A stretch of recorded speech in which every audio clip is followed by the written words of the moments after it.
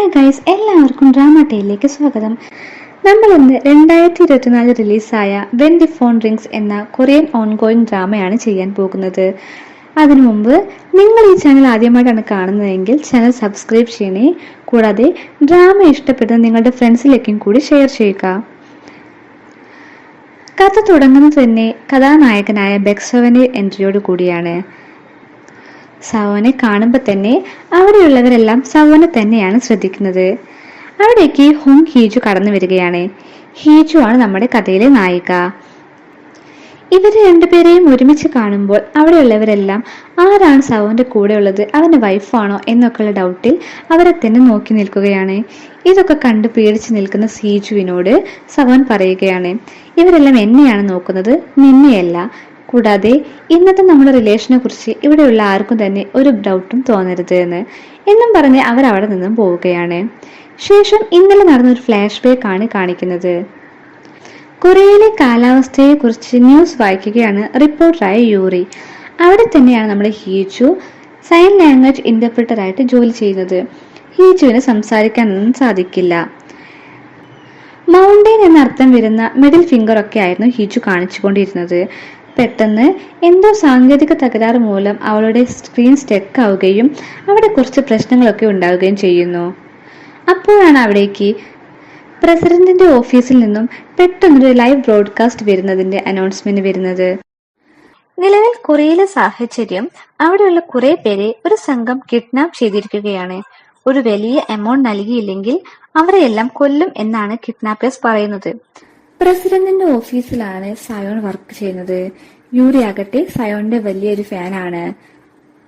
Zion പറയുന്നത് എന്താന്ന് വെച്ചിട്ടുണ്ടെങ്കിൽ, ഈ തട്ടിക്കൊണ്ടുപോയ ആൾക്കാരെയൊക്കെ രക്ഷിക്കാനായിട്ട് ഗവൺമെന്റ് പണം നൽകാനൊന്നും തയ്യാറല്ല, എന്നാലും ഏതു വിധേനയും അവരെയൊക്കെ രക്ഷിച്ചു കൊണ്ടുവരുമെന്നൊക്കെയാണ് പറയുന്നത്.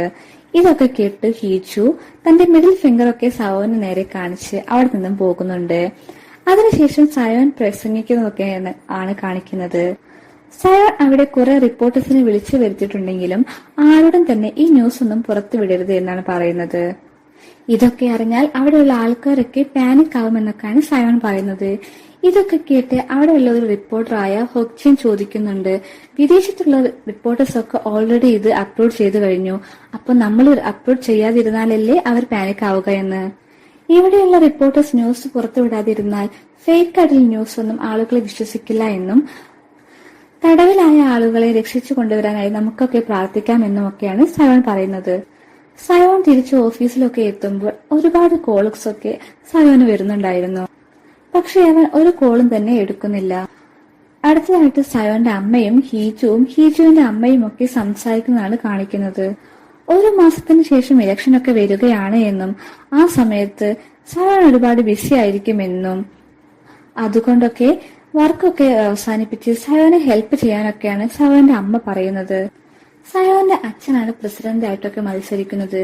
സോ ഹീജു ആരാണ് എന്താണെന്നൊക്കെ പുറമെ ആരും അറിയാതിരിക്കാൻ നോക്കണമെന്നൊക്കെ പറഞ്ഞിട്ട് സയോന്റെ അമ്മയൊക്കെ പോവുകയാണ്. ഹീജുവിന്റെ അമ്മയാകട്ടെ, നീ മറ്റൊരാളുടെ ഭർത്താവിനെ തട്ടിയെടുത്തതും പോരാഞ്ഞ് നിനക്ക് അവന്റെ മനസ്സിലൊന്ന് ഇടം പിടിക്കാൻ പോലും പറ്റിയില്ലേ എന്നൊക്കെ പറഞ്ഞ് ഹീജുവിനെ ചീത്ത പറയുകയാണ്. ഹീജു കാറൊക്കെ ഓടിച്ച് വീട്ടിലേക്ക് പോവുകയാണ്. പെട്ടെന്നാണ് കാറിനെന്തോ അപാകത ഉള്ളതായിട്ട് അവൾ ശ്രദ്ധിക്കുന്നത്. ആദ്യമാകട്ടെ അതിന്റെ റേഡിയോ ഒക്കെ വർക്ക് ചെയ്യാതെ പോവുകയും പിന്നീട് അവൾ കൊടുത്ത മാപ്പ് മാറി വേറൊരു ഡയറക്ഷനിൽ കാർ പോവുകയും ഒക്കെ ചെയ്യുകയാണ്. അവൾ ബ്രേക്കൊക്കെ ചവിട്ടി നിർത്തുവാനായി നോക്കുമ്പോഴും സാധിക്കുന്നില്ല. അവൾ ഒരു ആക്സിഡന്റിന്റെ വക്കിലൊക്കെ എത്തിയതിനു ശേഷം പെട്ടെന്ന് വണ്ടി സ്റ്റോപ്പ് ആവുകയാണ്. എന്താണ് നടന്നതെന്ന് അറിയാതെ ഹീജു ഷോക്കായിരിക്കുകയാണ്. അവൾ ഡോർ തുറക്കാൻ നോക്കുന്നുണ്ടെങ്കിലും ഡോറൊന്നും ഓപ്പൺ ആവുന്നില്ല. അപ്പോഴാണ് ഇതിനു മുമ്പ് വായിച്ചൊരു ന്യൂസിനെ കുറിച്ച് അവൾ ഓർക്കുന്നത്. ആ ഒരു ന്യൂസിലാകട്ടെ വണ്ടിയുടെ നാവിഗേഷൻ സിസ്റ്റം അടക്കം ആരോ ഒരാൾ ഹാക്ക് ചെയ്തതിനു ശേഷം അതിന്റെ ലോക്ക് വരെ വർക്കാവാത്തതിനെ കുറിച്ചാണ് പറഞ്ഞിരുന്നത്. സോ അവളുടെ വണ്ടിയൊക്കെ ആരോ ഹാക്ക് ചെയ്തതാണെന്ന് അവൾക്ക് മനസ്സിലായി. സയോൺ പത്രസമ്മേളനം ഒക്കെ നടത്തിയിട്ടുണ്ടായിരുന്നല്ലോ, അതൊക്കെ നോക്കുമ്പോഴാണ് ഹൊക്ചിൻ മാത്രമാണ് തന്റെ മോശമായ ഫോട്ടോസ് ഒക്കെ അപ്ലോഡ് ചെയ്തതെന്ന് പറഞ്ഞ് അതൊക്കെ റിപ്പോർട്ട് ചെയ്യാൻ വേണ്ടി പറയുകയാണ്. ഈ ഹൊക്ചിൻ ആകട്ടെ സയോന്റെ ഫ്രണ്ടാണ്. അതുകൊണ്ടാണ് ഇങ്ങനെ മോശമായ ഫോട്ടോസ് ഒക്കെ അപ്ലോഡ് ചെയ്തത്. അങ്ങനെ ഇരിക്കെയാണ് ഫേസ് ഒക്കെ കവർ ചെയ്ത് ഒരാള് ഹീജുവിന്റെ വണ്ടിയുടെ അടുത്തേക്ക് വരുന്നത്. അയാളുടെ കയ്യിൽ ഒരു ഫോണൊക്കെ ഉണ്ട്. ആ ഫോൺ യൂസ് ചെയ്താണ് അയാൾ ഹീജുവിന്റെ കാറൊക്കെ ഹാക്ക് ചെയ്തത്. അവൾ ആ ഡോറൊക്കെ അടയ്ക്കാൻ നോക്കുന്നുണ്ടെങ്കിലും കാർ അയാളുടെ കൺട്രോളിലായതിനാൽ അയാൾ ഡോർ തുറന്ന് ഉള്ളിൽ കയറുകയാണ്. സയോണിനും ഒരു അൺനോൺ നമ്പറിൽ നിന്നൊക്കെ കോള് വരികയാണ്. ഞാൻ നിങ്ങളുടെ വൈഫിനെ കൊല്ലാൻ പോവുകയാണ് എന്നൊക്കെയായിരുന്നു ആ കോളർ പറഞ്ഞത്. പെട്ടെന്ന് തന്നെ സയോണിന്റെ ഫോൺ ചാർജൊക്കെ തീർന്ന് ഓഫ് ആവുകയാണ്. ഫോണൊക്കെ ചാർജ് ചെയ്തിട്ട് അവന്റെ അമ്മയെയാണ് വിളിക്കുന്നത്. ഇന്ന് ഹീജുവിനെ കണ്ടിരുന്നോ എന്നൊക്കെ ചോദിക്കുമ്പോൾ കണ്ടിരുന്നു, അവൾ അവളുടെ അമ്മയുടെ കൂടെ പോയി എന്നൊക്കെ സയോന്റെ അമ്മ പറയുകയാണ്. ശേഷം ഹീജുവിന്റെ അമ്മയെ സയോൻ കോൾ ചെയ്യുകയാണ്. ഹീജുവിന്റെ അമ്മ അവൾ എന്റെ കൂടെ ഉണ്ട്, ഡിന്നറൊക്കെ കഴിച്ചിട്ട് ഞാൻ അവളെ പറഞ്ഞയച്ചോളാം എന്നൊക്കെ പറയുമ്പോൾ സയോന് സമാധാനമാവുകയാണ്. അപ്പോൾ ഇതൊരു പ്രാങ്ക് കോളാണെന്ന് വിചാരിച്ചിട്ട് സയോൺ ഈ നമ്പറൊക്കെ ട്രേസ് ചെയ്യാനൊക്കെ പറയുന്നുണ്ട്. ആ സമയം വീണ്ടും ആ നമ്പറിൽ നിന്ന് കോള് വരികയാണ്. ഈ സമയം സയോണാണ് കൂടുതൽ സംസാരിച്ചിരുന്നത്. നീ അവളെ കൊല്ലുമെന്നല്ലേ പറഞ്ഞിരുന്നത്, എന്നിട്ട് എന്താണ് ഇപ്പോഴും കൊല്ലാതിരുന്നത്? ഇതുപോലത്തെ പ്രാങ്ക് കോൾസ് ഒന്നും എനിക്ക് സമയമില്ല. നിനക്ക് എന്റെ വൈഫ് ആരാണെന്ന് തന്നെ അറിയുമോ? നിനക്ക് അവളെ കൊല്ലണമെങ്കിൽ കൊന്നോ എന്നൊക്കെയാണ് സയോൺ പറഞ്ഞിരുന്നത്. പക്ഷെ കിഡ്നാപ്പ് ചെയ്യാമെന്ന ആളാകട്ടെ പണം വേണമെന്നൊക്കെ പറയുമ്പോൾ അതൊന്നും കേൾക്കാതെ സയോൺ കോൾ കട്ട് ചെയ്യുകയാണ്. ഇതൊന്നും ആ കിഡ്നാപ്പറിന് തീരെ ഇഷ്ടമായിട്ടില്ല. അയാളും ഒരു റോപ്പൊക്കെ എടുത്ത് ഹീജുവിനെ കൊല്ലാനൊക്കെ പോവുകയാണ്. ഞാൻ തമാശയായിട്ടൊക്കെയാണ് സംസാരിച്ചതെന്നാണ് അവൻ വിചാരിക്കുന്നത്. പക്ഷെ ഞാൻ എത്രത്തോളം സീരിയസ് ആണെന്ന് നീയും മനസ്സിലാക്കണം. അവൻ വൈഫ് ആരാണെന്ന് അറിയാമോ എന്നൊക്കെ ചോദിക്കുന്നുണ്ടല്ലോ. ആ ഒരു വൈഫ് നീയല്ലേ? അവൻ പണമൊക്കെ തരുകയാണെങ്കിൽ ഞാൻ നിന്നെ വെറുതെ വിടാം, അല്ലെങ്കിൽ നിന്നെ ഞാൻ കൊല്ലുമെന്നൊക്കെയാണ് കിഡ്നാപ്പർ പറയുന്നത്. പിന്നീട് കുറെ വട്ടം സയോനെ വിളിക്കാൻ നോക്കുന്നുണ്ടെങ്കിലും സയോൻ കോളൊന്നും എടുക്കുന്നില്ല. ആ ഒരു ദേഷ്യത്തിൽ കയ്യിലുള്ള കത്തിയെടുത്ത് മുൻ സിറ്റിൽ കുറെ തവണ കുത്തുമ്പോൾ ആ കത്തിയൊക്കെ ഹീജുവിന്റെ കഴുത്തിലൊക്കെ കൊള്ളുന്നുണ്ട്. കിഡ്നാപ്പർ ഹീജുവിനോട് താൻ വിളിക്കുന്ന ഈ ഫോണിനെ കുറിച്ചിട്ട് ഡിസ്ക്രൈബ് ചെയ്യുകയാണ്. ഈ ഫോൺ ബെക്സോവനെ മാത്രമേ കോൾ ചെയ്യാൻ പറ്റൂ. കൂടാതെ ഇത് ഓട്ടോമാറ്റിക് വോയിസ് മോഡുലേറ്റ് ചെയ്തതാണ്. VPN യൂസ് ചെയ്തതിനാൽ 10 മിനിറ്റിൽ കൂടുതൽ സംസാരിക്കാതെ ഈ ഫോൺ ട്രാക്ക് ചെയ്യാനും പറ്റില്ല. വീണ്ടും വീണ്ടും സവോനെ വിളിക്കുന്നുണ്ടെങ്കിലും സവോൻ കോൾ എടുക്കുന്നില്ല. കിഡ്നാപ്പർ വീണ്ടും വിളിക്കുമ്പോൾ സവോന്റെ ഓഫീസിൽ സെക്രട്ടറി ആയ കാങ് ഫോൺ എടുക്കുകയാണ്. കാങ് ഫോൺ എടുത്തതുകൊണ്ട് മാത്രം സയോൺ കിഡ്നാപ്പറിന്റെ അടുത്ത് സംസാരിക്കുകയാണ്. കിഡ്നാപ്പർ ആകട്ടെ പതിവ് പോലെ ഞാൻ നിന്റെ വൈഫിനെ കൊല്ലാൻ പോവുകയാണെന്നൊക്കെ പറയുന്നത് കേട്ട് നീ അവളെ കൊന്നേക്ക്, എന്നിട്ട് ഡെഡ് ബോഡി ഒക്കെ ആവുമ്പോൾ എന്നെ അറിയിച്ചാൽ മതി എന്നും പറഞ്ഞ് സയോൺ കോൾ കട്ട് ചെയ്യുകയാണ്. ഈ ഒരു സമയത്ത് ഒരു മീറ്റിംഗിന് വേണ്ടി സയോൺ പോവുകയാണ്. അതുകൊണ്ട് കിഡ്നാപ്പർ വിളിച്ച സമയത്തൊന്നും കോൾ കിട്ടാത്തതിനാൽ കിഡ്നാപ്പർ നന്നായിട്ട് ദേഷ്യം പിടിക്കുകയാണ്. പക്ഷെ സയോന്റെ അടുത്തുനിന്ന് ഒരു പ്രതികരണം ഇല്ലാത്തതിനാൽ ഹീജു സ്പീഡിൽ കാർ ഓടിച്ചു പോവുകയാണ്. നേരത്തെ ആകട്ടെ കൊറിയയിലെ കുറെ പേരെ ഒരു സംഘം കിഡ്നാപ്പ് ചെയ്തിരുന്നല്ലോ, അവരെല്ലാം റിലീസ് ചെയ്തിരിക്കുകയാണ്. ഈ ഒരു കാര്യം സയോൺ പത്രസമ്മേളനം നടത്തി എല്ലാവരോടും പറയുകയാണ്. സയോന്റെ ഫ്രണ്ട് ഹൊക്ജിൻ ആണെങ്കിൽ ഒരു ഇന്റർവ്യൂ ഒക്കെ തരുമോ എന്ന് തമാശ രൂപത്തിൽ സയോനോട് ചോദിക്കുകയാണ്. എന്നാൽ സയോൻ ആകട്ടെ ഇതിനൊക്കെ റൂഡായിട്ടാണ് സംസാരിക്കുന്നത്. എന്നിട്ട് അവിടെ നിന്നും വണ്ടി എടുത്ത് പോവുകയാണ്. പെട്ടെന്ന് വണ്ടി റിവേഴ്സ് എടുത്ത് അയാളെയും കൂട്ടി പോകുന്നുണ്ട്. എന്നെ കുറെ നേരമായിട്ട് ഒരാൾ കോൾ ചെയ്യുന്നുണ്ട്, എനിക്കെന്തോ ബാഡ് ഫീൽ ചെയ്യുന്നു, എനിക്ക് വേണ്ടി നീ ആ നമ്പർ ഒന്ന് ട്രേസ് ചെയ്ത് തരണം എന്നൊക്കെയാണ് സയോൺ അയാളോട് പറഞ്ഞത്. ഇനി ഹീജു വീട്ടിലൊക്കെ എത്തി കുളി കഴിഞ്ഞ് മുറിവിലൊക്കെ മരുന്ന് വെക്കുകയാണ്. അവൾ എന്നിട്ട് ഫുഡൊക്കെ എടുക്കുമ്പോഴാണ് സയോൺ വീട്ടിലേക്ക് എത്തുന്നത്. ഹീജുവിനെ കാണുമ്പോഴാണ് സയോന് ശ്വാസം വീഴുന്നത്. ഇന്ന് എനിക്കൊരു ഫോൺ കോൾ വന്നിരുന്നു, എന്റെ വൈഫിനെ, അതായത് നിന്നെ കൊല്ലുമെന്നൊക്കെ പറഞ്ഞിട്ട്, പക്ഷെ നീ ജീവനോടെ തന്നെ ഉണ്ടല്ലോ എന്നൊക്കെയാണ് സയോൺ അവളോട് ചോദിക്കുന്നത്. പക്ഷെ അവളാകട്ടെ ഇതൊന്നും ഒരു മൈൻഡ് ചെയ്യാതെ അവളുടെ ജോലി തന്നെ ചെയ്യുകയാണ്. അപ്പോഴാണ് സയോന് ഓഫീസിൽ നിന്നൊക്കെ കോള് വരുന്നത്. നേരത്തെ വിളിച്ച നമ്പർ ട്രേസ് ചെയ്യാൻ പറ്റുന്നില്ല എന്നും ഇനി അടുത്ത കോൾ വന്ന് 10 മിനിറ്റിൽ കൂടുതൽ സംസാരിച്ചാൽ മാത്രമേ ട്രേസ് ചെയ്യാൻ പറ്റൂ എന്നൊക്കെയാണ് പറയുന്നത്. ആ കിഡ്നാപ്പർ വോയിസ് മോഡുലേറ്റർ ഒക്കെ യൂസ് ചെയ്തിട്ടാണ് വിളിച്ചതെങ്കിലും അതൊരാണാണ് എന്നൊക്കെ സയോൺ ഉറപ്പിച്ച് തന്നെ പറയുകയാണ്. ഇതൊക്കെ ഹീജു കേട്ടിട്ടും ഹീജു ഫുഡൊക്കെ കഴിക്കുകയാണ്. തന്റെ വൈഫ് സേഫ് ആണെങ്കിലും അവൾക്ക് കൂടുതൽ പ്രൊട്ടക്ഷൻ വേണമെന്നൊക്കെ സയോൺ പറയുകയാണ്. പക്ഷേ ഹീജു തന്റെ വൈഫാണെന്ന കാര്യം ആരും അറിയാൻ പാടില്ല എന്നൊന്നും സയോൺ പ്രത്യേകമായിട്ട് പറയുന്നുണ്ട്. സവൺ ഹീജുവിന്റെ അടുത്ത് വന്നിട്ട് നാളെ ബ്രിട്ടീഷ് എംബസിയിലേക്ക് എന്റെ കൂടെ വരണം. അവിടുത്തെ അംബാസഡറിന്റെ വൈഫിനാണെങ്കിൽ ചെവി ഒന്നും കേൾക്കാൻ പറ്റില്ല. അതിനാൽ അവർക്കൊരു സൈൻ ലാംഗ്വേജ് ഇന്റർപ്രറ്ററിന്റെ ആവശ്യമുണ്ട്. അല്ലാതെ ഞാൻ നിന്നെ കപ്പിളായിട്ട് കൊണ്ടുപോവുകയല്ല എന്നൊക്കെ പ്രത്യേകമായി അവൻ എടുത്തു പറയുന്നുണ്ട്. ഇനി ഹീജുവിന്റെ അമ്മയൊക്കെ ഹീജുവിനെ വിളിക്കുന്നുണ്ട്.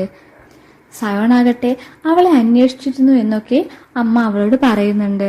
മാത്രമല്ല ഇലക്ഷനൊക്കെ വരാനായതാണ്. സയോൺ എന്തായാലും തന്റെ വൈഫാണ് ഹീജു എന്ന് പറഞ്ഞ് ആരെയും പരിചയപ്പെടുത്തില്ല. എന്നാലും ഡെർമറ്റോളജിസ്റ്റിനെയും പ്ലാസ്റ്റിക് സർജനെയും ഒക്കെ നീ നാളെ തന്നെ പോയി കാണണം എന്നൊക്കെ അമ്മ പറയുകയാണ്. അമ്മയ്ക്കാകട്ടെ ഹീജുവിന്റെ അടുത്ത് അത്രയ്ക്ക് ഇഷ്ടമില്ലാത്ത രീതിയിലൊക്കെയാണ് എപ്പോഴും സംസാരിക്കാറുള്ളത്. അങ്ങനെയിരിക്കെയാണ് 3 വർഷം മുമ്പ് നടന്ന അവരുടെ വിവാഹത്തിനെ കുറിച്ച് കാണിക്കുന്നത്. ഹീജു വിവാഹ വസ്ത്രമൊക്കെ ഇട്ട് ഇരിക്കുകയായിരുന്നു. നീ വിവാഹവേഷം ഒന്നും ഇട്ടിരിക്കേണ്ട ആവശ്യമൊന്നുമില്ല. നീ ഈ വേഷമൊക്കെ മാറ്റണം. എനിക്ക് നിലവിൽ ഒരു ഭാര്യയുടെ സ്ഥാനത്ത് ഒരാളെ വേണം. അത് മാത്രമാണ് നീ. അല്ലാതെ ബാക്കിയുള്ള ആൾക്കാരെ കാണിക്കാനല്ല ഞാൻ നിന്നെ കൂട്ടിക്കൊണ്ടു പോകുന്നത്. പിന്നെ നമ്മുടെ വിവാഹം അത് വളരെ പ്രൈവറ്റ് ആയിട്ട് മാത്രമേ നടത്തുകയുള്ളൂ. ഇതൊക്കെ കേട്ട് ഹീജു തന്റെ വസ്ത്രമൊക്കെ അവിടെ നിന്ന് തന്നെ അഴിക്കുന്നുണ്ടെങ്കിലും സവൺ തന്റെ കോട്ടൊക്കെ അവൾക്ക് കൊടുക്കുന്നുണ്ട്. എന്നിട്ട് ഒരു അഗ്രിമെന്റ് ഒക്കെ ഹീജുവിന് കൊടുക്കുകയാണ്. അതിൽ പറയുന്നത് എന്താന്ന് വെച്ചാൽ ഹീജു ഒരിക്കലും ഡിവോഴ്സ് ആവശ്യപ്പെടരുത്. പ്രത്യേകിച്ചും ഇലക്ഷൻ പീരീഡിന്റെ സമയത്ത് ഡിവോഴ്സേ പാടില്ല. സവന്റെ വൈഫാണെന്ന പേര് പുറത്ത് പറയാൻ പാടില്ല. ഇതൊക്കെയായിരുന്നു അതിലുണ്ടായിരുന്നത്. ഇതിലേതെങ്കിലും തെറ്റിക്കുകയാണെങ്കിൽ 2 ബില്യൺ ആയിരുന്നു നഷ്ടപരിഹാരം. ഹീജു അഗ്രിമെന്റിൽ സൈൻ ചെയ്യുകയാണ്. അതിനുശേഷം സവൻ അവൾക്ക് മോതിരമൊക്കെ ഇട്ട് കൊടുക്കുന്നുണ്ടെങ്കിലും നമ്മൾ തമ്മിലുള്ള വിവാഹമൊന്നുമല്ല ഇവിടെ നടന്നത്. ഞാൻ നിന്നെ ഒരു തടവുകാരിയായിട്ടാണ് കൊണ്ടുപോകുന്നത് എന്നൊക്കെ സവൻ ഹീജുവിനോട് പറയുകയാണ്. ഇപ്പോൾ പോലും സവന്റെ വൈഫ് ആരാണെന്നുള്ള ചോദ്യത്തിന് ആർക്കും തന്നെ മറുപടിയൊന്നുമില്ല. അങ്ങനെ സവനും ഹീജുവും ബ്രിട്ടീഷ് എംബസിയിൽ പ്രോഗ്രാമിന് വേണ്ടി എത്തിയിരിക്കുകയാണ്. സവൻ അംബാസഡറുടെ അടുത്തൊക്കെ സംസാരിക്കുന്നുണ്ട്. അംബാസഡറും തന്റെ വൈഫിനെ പരിചയപ്പെടുത്തി കൊടുക്കുമ്പോൾ സയോൺ പറയുന്ന കാര്യങ്ങളൊക്കെ സൈൻ ലാംഗ്വേജിൽ ഹീജു അംബാസഡറിന്റെ വൈഫിന് പറഞ്ഞു കൊടുക്കുന്നുണ്ട്. അംബാസഡറുടെ വൈഫും സയോന്റെ വൈഫിന് സൈൻ ലാംഗ്വേജ് ഒക്കെ അറിയുമെന്ന് എനിക്ക് അറിയില്ലായിരുന്നു എന്ന് പറയുമ്പോഴൊക്കെ ഹീജു ഞാൻ സയോന്റെ വൈഫൊന്നുമല്ല, ഞാൻ ഇവിടെ സൈൻ ലാംഗ്വേജ് ഇന്റർപ്രിറ്റർ ആയിട്ട് വന്നതാണ് എന്നൊക്കെ പറയുന്നുണ്ട്. അംബാസഡർക്കാകട്ടെ സൈൻ ലാംഗ്വേജ് ഒക്കെ അറിയാം. അദ്ദേഹവും പറയുകയാണ്, ഞാനും ഹീജു നിങ്ങളുടെ വൈഫാണെന്നൊക്കെയാണ് വിചാരിച്ചിരുന്നത്.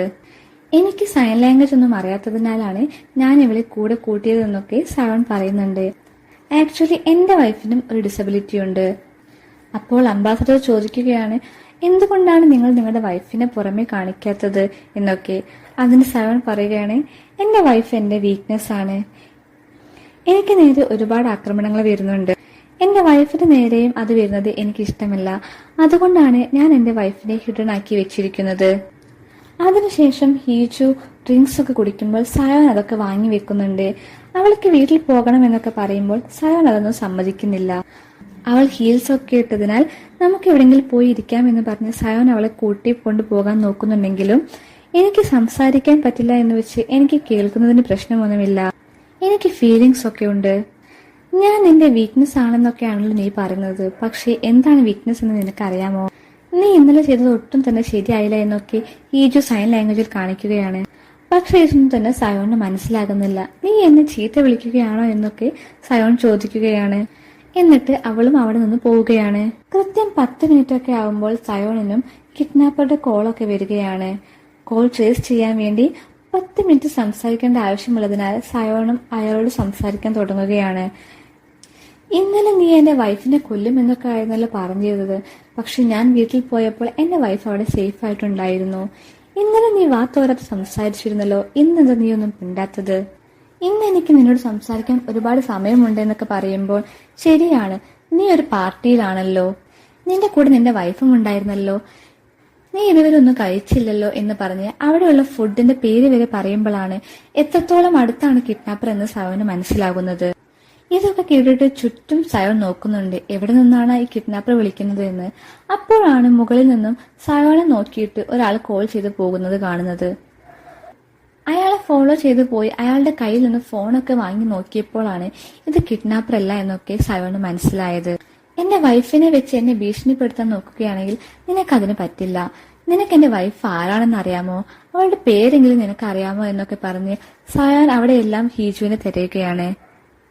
അപ്പോഴാണ് നിന്റെ വൈഫിന്റെ പേര് ഹീജു അല്ലേ എന്നൊക്കെ കിഡ്നാപ്പർ പറയുന്നത്. നീ വിവാഹം കഴിക്കാനിരുന്നത് ചെയർമാന്റെ മൂത്ത മകളായ ഹൊങ് ഇനയെ ആയിരുന്നു. വിവാഹത്തലേന്ന് ഇന ഓടിപ്പോയതിനാൽ നിനക്ക് ഹീജുവിനെ വിവാഹം കഴിക്കേണ്ടി വന്നു. ഹൊങ് ഇന എവിടെയാണെന്ന് ഇപ്പോഴും ആർക്കും അറിയില്ല. എന്തായാലും നിങ്ങൾ രണ്ട് ഫാമിലീസിനെ ഒന്നിപ്പിക്കാൻ വേണ്ടിയിട്ടും ആ ഒരു ബന്ധം ശക്തിപ്പെടുത്താൻ വേണ്ടിയിട്ടും നിനക്ക് അവളുടെ അനിയത്തിയെ വിവാഹമൊക്കെ കഴിച്ച് ഒരു തടവ് പുള്ളിയെ പോലെ വീട്ടിലൊക്കെ പാർപ്പിക്കേണ്ടതായിട്ട് വന്നു. നീ ഒന്നും മിണ്ടാതിരിക്കുന്നത്? ആർക്കും അറിയാത്ത ഈ രഹസ്യം ഞാൻ എങ്ങനെ അറിഞ്ഞു എന്നാണോ എന്നൊക്കെ പറയുമ്പോൾ സയോൺ ചോദിക്കുകയാണ്, എന്താണ് നിനക്ക് വേണ്ടത് എന്ന്. എന്റെ ഡിമാൻഡ് ഇങ്ങനെയാണ്, നീയാണെങ്കിൽ ഹീജുവിനെ ഒഴിവാക്കണം, എന്നിട്ട് ഹൊങ്ങിനയെ വിവാഹം കഴിക്കണം. അല്ലെങ്കിലും നിനക്ക് ഹീജുവിനോട് സ്നേഹമൊന്നുമില്ലല്ലോ. ഇങ്ങനെയൊക്കെ പറഞ്ഞിരിക്കുമ്പോഴാണ് വലിയ ട്വിസ്റ്റ് കാണിക്കുന്നത്. ഇത്രയും നേരം സംസാരിച്ചു കൊണ്ടിരുന്നത് കിഡ്നാപ്പർ ആയിരുന്നില്ല, ഹീജു ആയിരുന്നു എന്ന്.